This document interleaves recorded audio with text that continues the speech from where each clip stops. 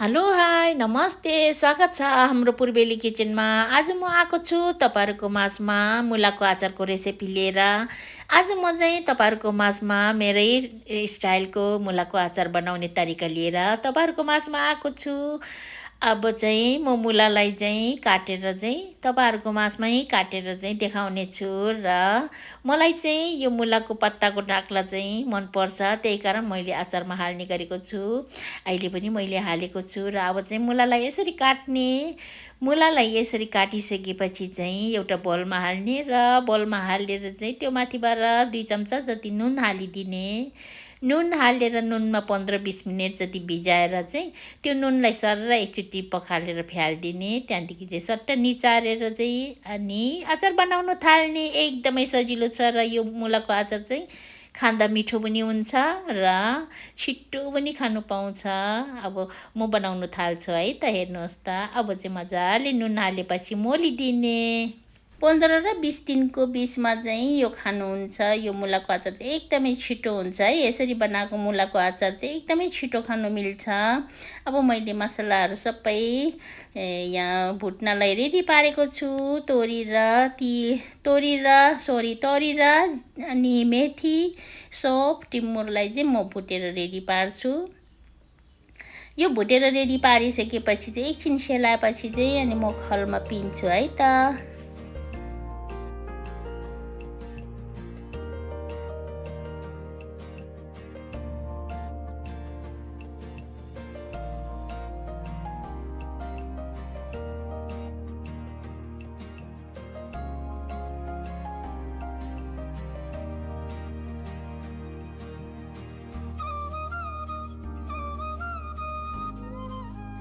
अब चाहिँ मैले मसलालाई पनि पिनिसकेको छु।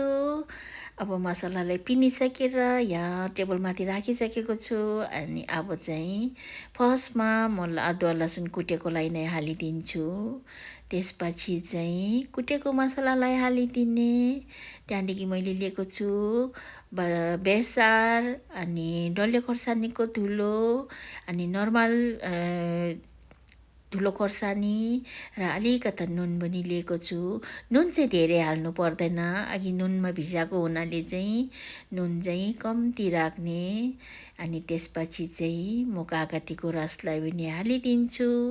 अनि त्यसपछि चाहिँ यो एकदमै तातो गरेको तेललाई चाहिँ मैले चिसाएर राखेको छु। त्यो तेललाई चाहिँ लास्टमा हालेर चाहिँ मजाले मोलिदिने। जति राम्रो मोल्यो त्यति मिठो हुन्छ यो अचारलाई चाहिँ। अनि तपाईँहरूले कसले खानुभएको छ मुलाको अचार आफ्नै हातले बनाएर? यदि खानुभएको छैन भने मेरो भिडियोलाई पुरा हेरेर चाहिँ त्यो जस्तै बनाएर खानुहोस्, एकदमै मिठो हुन्छ। त्यहाँदेखि चाहिँ त्यो अचार चाहिँ खानुभएपछि चाहिँ मेरो कमेन्ट बक्समा चाहिँ कमेन्ट लेख्नु चाहिँ नभुल्नुहोला।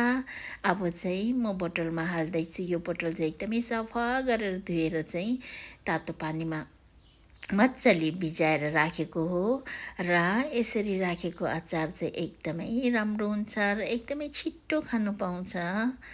मुलालाई सुकाएर बनाएको भन्दा पनि मुलालाई सुकाएर बनाएको भन्दा पनि मुलालाई चाहिँ नुनमा भिजाएर चाहिँ पानी निकालेर फालेको मुलाको अचार चाहिँ धेरै मिठो हुन्छ।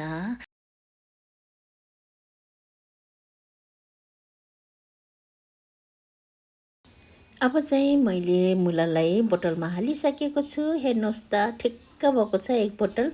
मैले चाहिँ यो मुलाको डाँठ पनि हाल्ने गरेको छु। भोलिपर्सि अचार बनिसकेपछि एकदमै मिठो हुन्छ यो चाहिँ। हेर्नुहोस् त, मुलाको अचार खाउँ लाग्दो भएको छ, तर अहिले खानु चाहिँ मिल्दैन। अब चाहिँ यो बोतलको मुख चाहिँ मजाले बन्द गरेर राख्ने र अहिलेको घाम चाहिँ धेरै चर्को भएको हुनाले चाहिँ 15-20 दिनमा चाहिँ यो मुलाको अचार रेडी हुन्छ।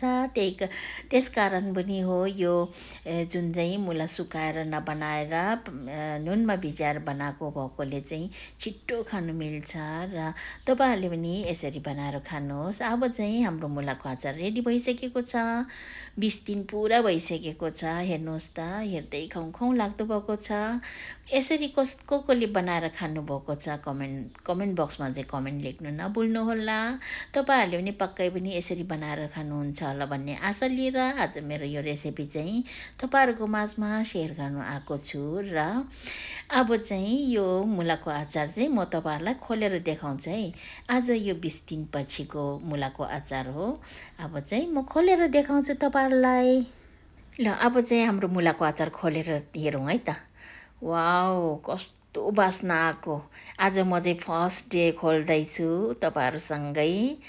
अब चाहिँ एकदमै खानुलाई रेडी भएको छ हेर्नुहोस् त। तपाईँहरूलाई पनि मलाई जस्तै भएको छ होला।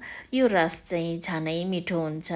तपाईँहरू यदि थुक्पा खानुहुन्छ भने चाहिँ यो रस माथिबाट हालेर खानुभयो भने चाहिँ एकदमै मिठो हुन्छ है। आज यो मेरो मुलाको अचारको रेसिपी कोलाई मन पर्यो अनि कमेन्ट बक्समा कमेन्ट लेख्नु चाहिँ नभुल्नुहोला। यदि मेरो भिडियो हेर्नुहुने नयाँ हुनुहुन्छ भने चाहिँ सब्सक्राइब गर्नु चाहिँ नभुल्नुहोला। र मेरो पुरानो भ्युअर्सहरूलाई चाहिँ धेरै धेरै धन्यवाद मेरो भिडियो पुरा हेरिदिनु भएकोमा र मलाई माया गर्नुभएकोमा। अनि यतिमै आज बिदा लिन चाहन्छु। अर्को भिडियोमा फेरि भेटौँला। By by.